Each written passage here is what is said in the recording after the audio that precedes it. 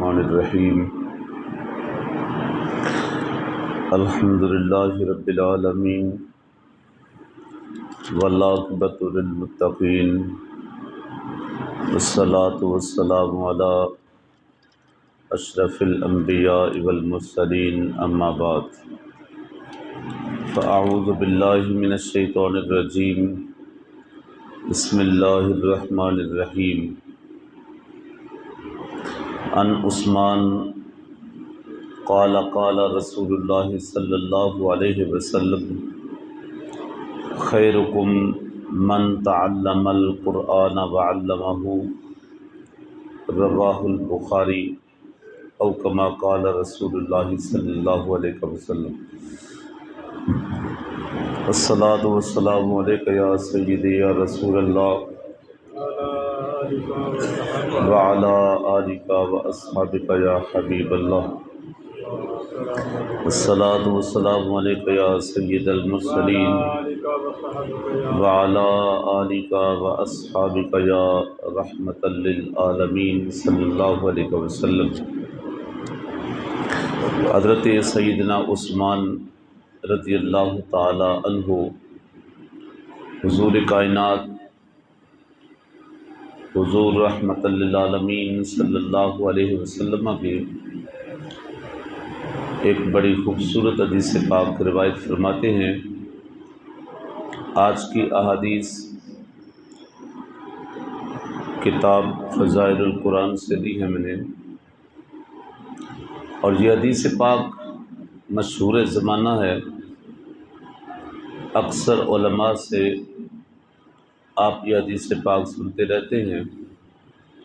اور بڑی مشہور اور بڑی عظیم حدیث پاک ہے۔ حضرت عثمان کہتے ہیں قال قال رسول اللہ صلی اللہ علیہ وسلم کہ حضور نبی کریم رؤوف الرحیم رحمت عالم صلی اللہ علیہ وسلم نے ارشاد فرمایا خیرکم من تعلم القرآن وعلمہ، تم میں سے بہتر وہ شخص ہے من تعلم القرآن وعلمہ، جو قرآن سیکھتا ہے پھر سکھاتا ہے، جو قرآن پڑھتا ہے اور پھر پڑھاتا ہے، قرآن سمجھتا ہے پھر آگے سمجھاتا ہے۔ اور یہ میں نہیں کہہ رہا، یہ کائنات کی عظیم شخصیت حضور کائنات حضور رحمت للعالمین نے ارشاد فرمایا تم میں سے بہتر ہے۔ خیرکم، اس میں پوری امت کو شامل کر لیا، پوری امت کو جمع کر کے فرمایا تم میں سے بہتر وہ شخص ہے، اور جس کو میرے کریم آقا بہتر فرمائیں، جس کو میرے کریم آقا عزت بخشیں، پھر اس کی عزت میں کوئی کمی کر نہیں سکتا۔ اور فرمان کیا کہ تم میں سے بہتر، وہ کتنا بہتر ہے یہ کسی کے پاس کوئی پیمانہ نہیں ہے، کوئی ترازو نہیں ہے، کوئی اس کو تول نہیں سکتا، کوئی ناپ نہیں سکتا کہ اتنا بہتر ہے اتنا بہتر ہے، نہیں۔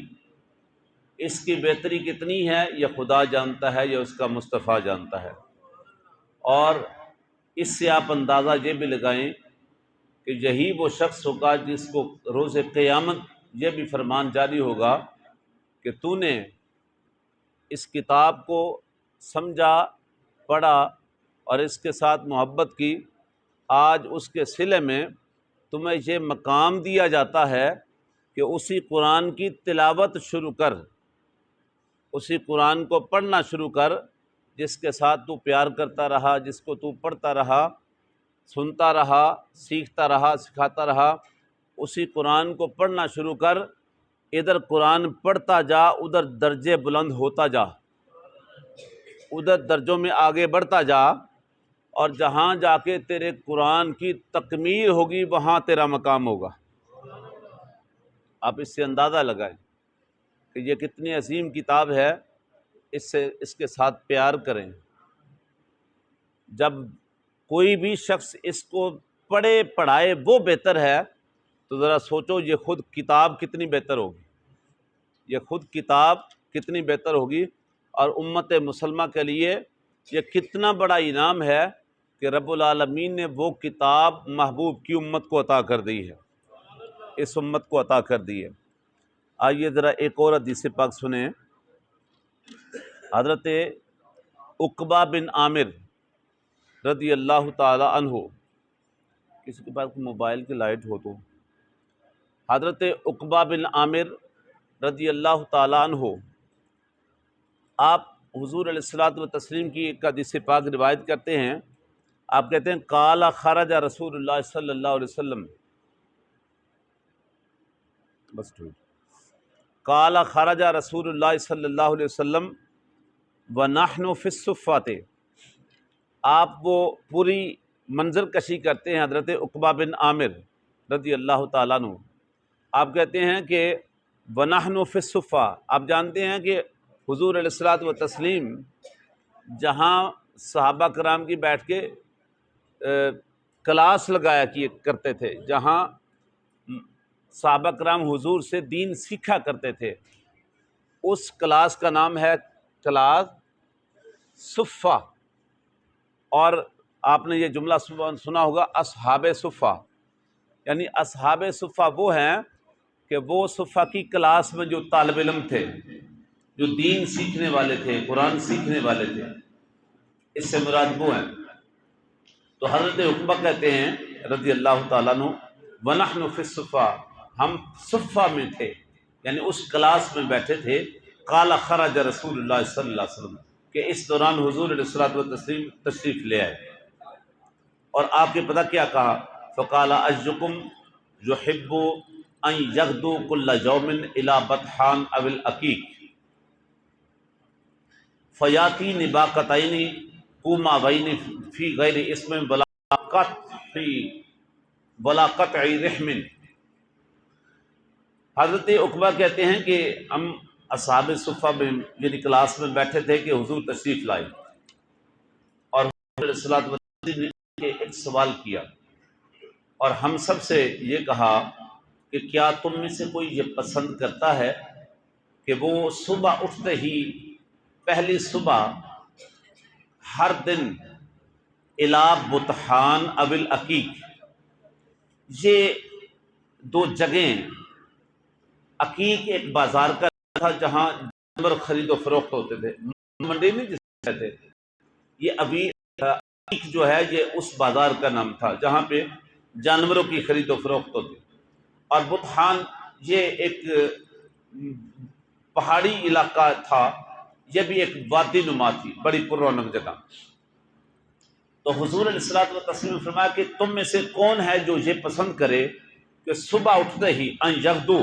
کل یوم، ہر دن کی صبح وہ ادھر چلا جایا کرے، یا کوئی بطحان چلا جائے یا عقیق چلا جائے، اور وہاں سے 2 اونٹنیاں لائے۔ کتنی لائے؟ 2 اونٹنیاں لائے، فی غیر اسم ولا قطع رحم، نہ تو وہ کوئی گناہ کر کے آئے، یعنی کسی کا چھین کے نہ لائے، ڈکیتی کر کے نہ آئے، کسی کو مار پیٹ کے اس کے چھین کے نہ لائے، اور نہ قطع رحم یعنی کسی کے ساتھ تعلق توڑ کے آئے۔ ظاہر ہے جس کا نقصان کر کے آئیں گے اس کے ساتھ تعلق بنا کے تو نہیں نہ آئے، اس کے ساتھ تعلق توڑ کے آئے، یا کسی کے ساتھ ظلم و ستم کر کے آئے، کسی سے چھین کے لائیں، چوری لائیں یا ڈکیتی کر کے لائیں، تب بھی اس کے ساتھ زیادتی کر کے آئے۔ تو حضور نے فرمایا کہ بغیر کوئی گناہ کیے، بغیر کوئی تعلق قطع کیے،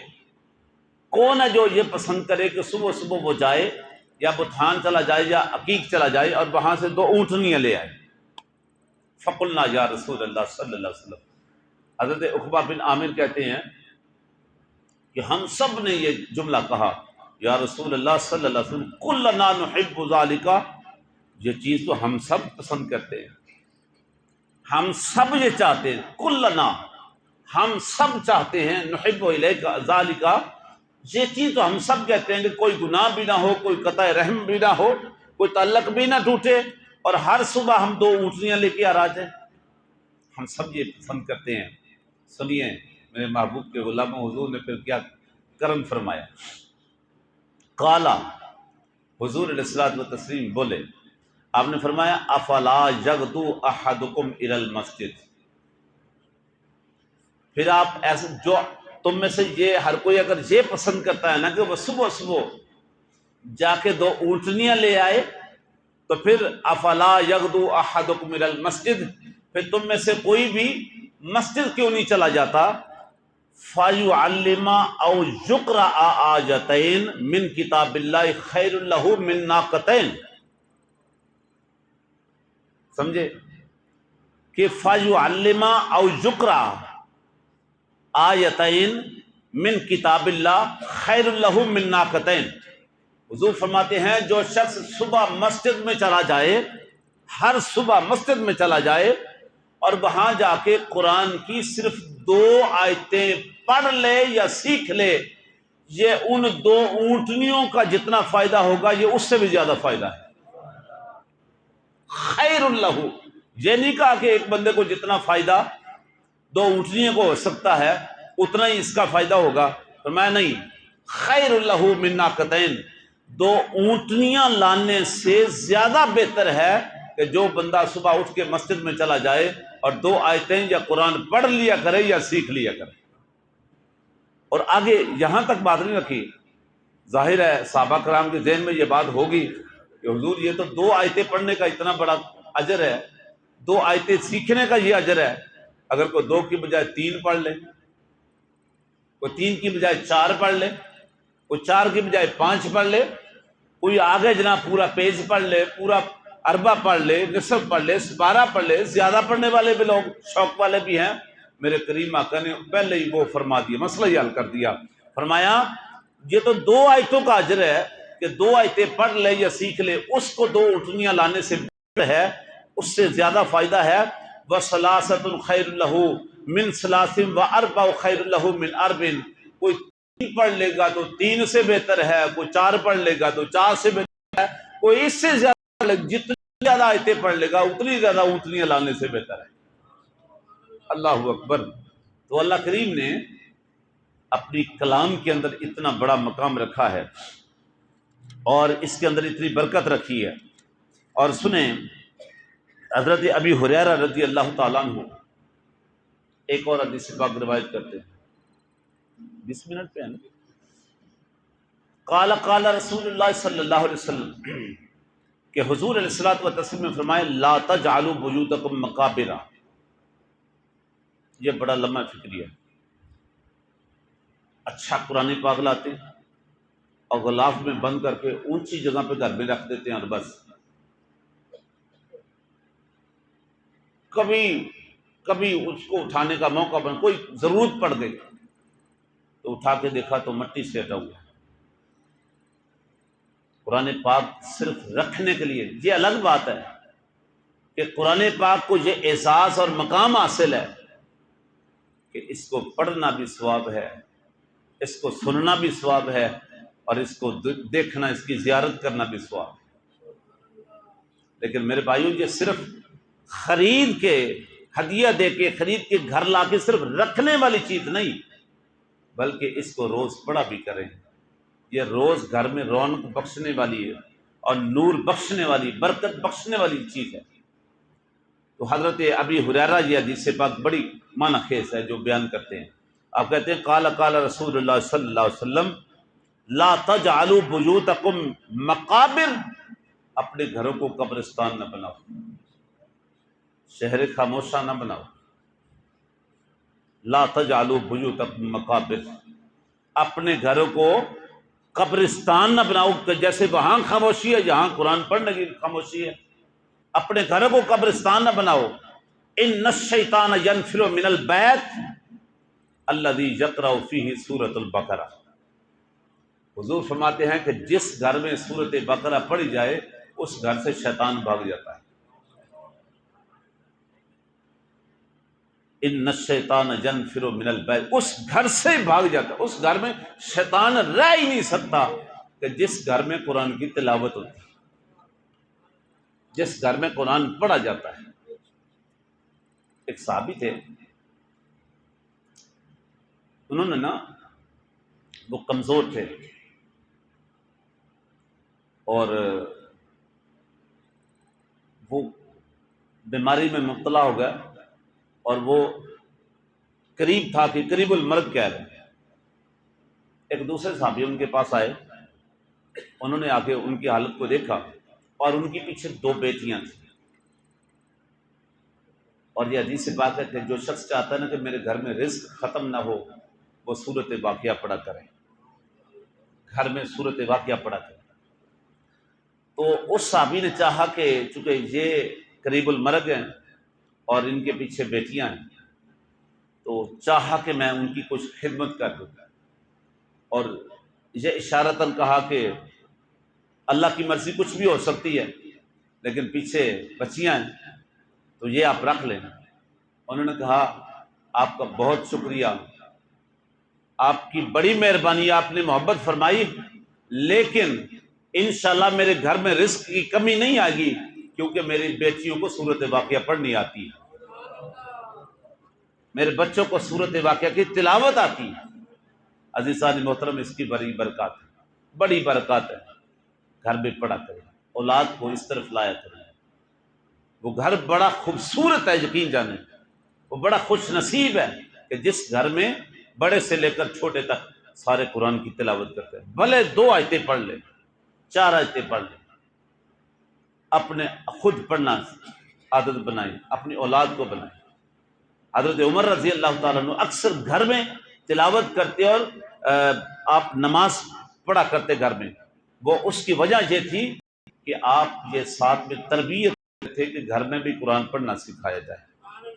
اللہ کریم آج کی میری اور آپ کی حاضری قبول فرمائے، اور ساتھ میں چلیں نماز کے بعد وہ اعلان کرتا ہوں۔ اللہ تعالیٰ